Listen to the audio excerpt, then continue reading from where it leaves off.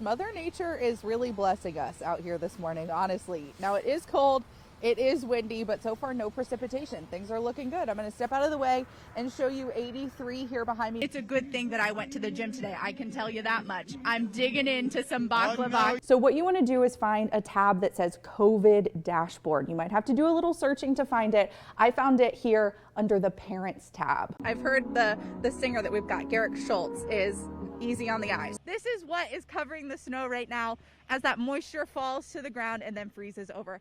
One person did die at a fire at this apartment complex here behind me. He also tells me that many firefighters here suffered burns. I'm coming to you live from the gym. You know, I felt guilty watching the 5 a.m. class while I was just standing here, so I got on a bike. Police are searching for suspects after a shooting outside the Washington Nationals baseball stadium. It forced officials to stop last night's game. While no one inside was hurt, 3 people outside were shot and wounded. Earlier this week, 4 days of complex testimony and intense cross-examinations. Iran and 6 global leaders are set to restart talks tomorrow to discuss the possibility of Iran re-entering the 2015 nuclear deal. As the police sang, "I hope someone gets my message in a bottle." My producers are making me embarrass myself here tonight. That's proof tonight, message in a bottle, that friendships can be formed through time and an ocean of space. Hear the story 3 years in the making, coming up next. Sing it with me, Tom. Message in a bottle. It's stuck in all of our heads. Our producer, one of them knows it and put it in the show. The other one didn't. I cannot believe. How do you not know the police? Right, come on. We said Sting. Yeah, no, but we got it. We're carrying it.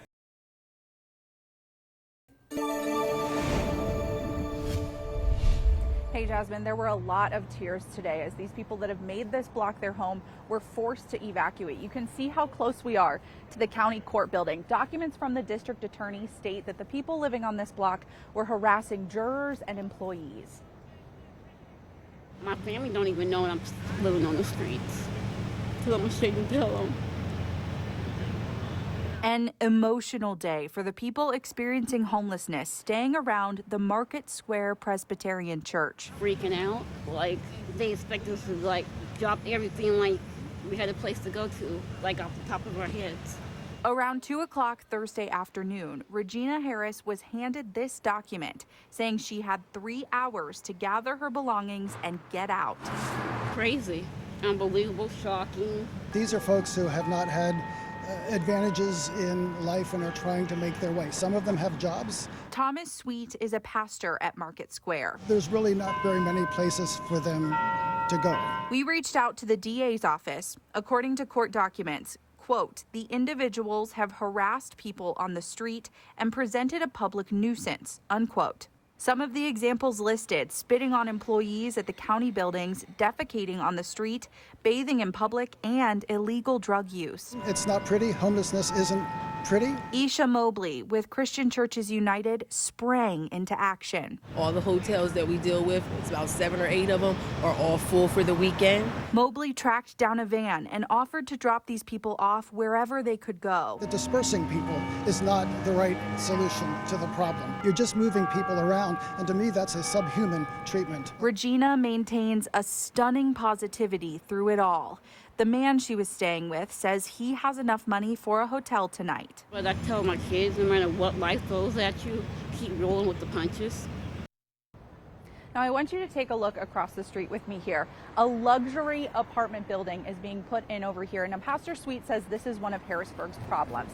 There's been a big focus on these upscale apartment buildings and not affordable housing. He also says with the eviction moratorium during the pandemic, people weren't moving out of rooms like they normally would. Now, if you or someone you know is experiencing homelessness and needs access to resources, 211 is a 24/7 hotline that can put you in touch with shelter, food, and other social service programs. Hi, Jasmine. It was an emotional day. This parking lot was filled with friends and family members of people that have been detained here at the ICE Detention Center in New York. I don't want this to happen to anybody else. Story after story.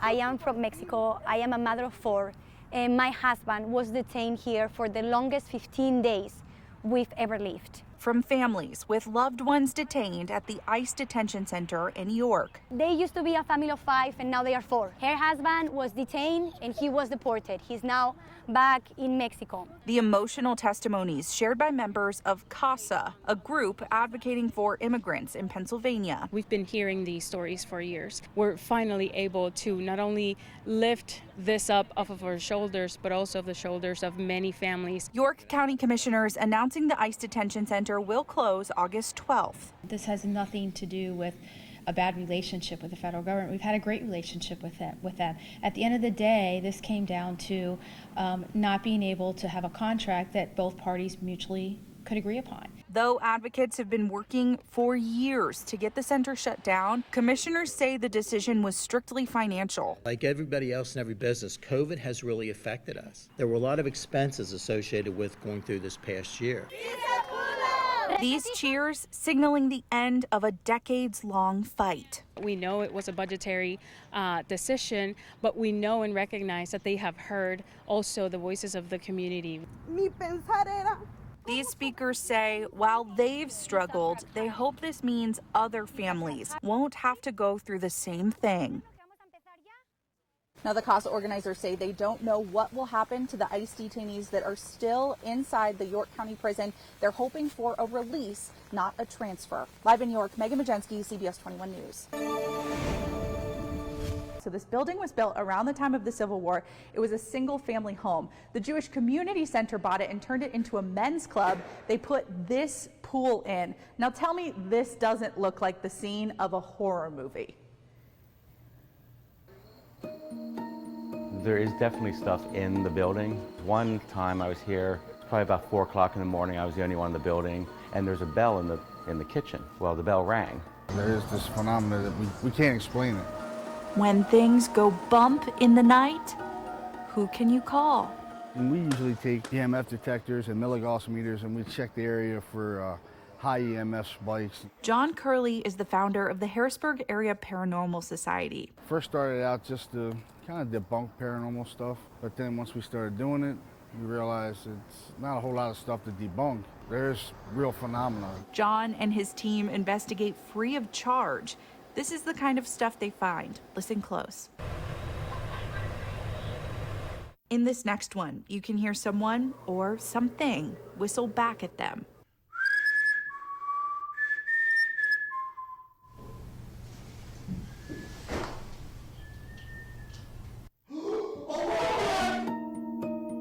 At HMAC, several employees say they've had inexplicable encounters. I've seen things like peripheral vision, like flashes and movement and stuff like that, especially down on stage on her in the basement where the pool is. If there's anybody here that wants to communicate with us, can you do something, make a noise? John passed out his gear, and Kevin led us to the places where he's experienced the most paranormal activity. You just want to ask if anything's here. Then we played the waiting game.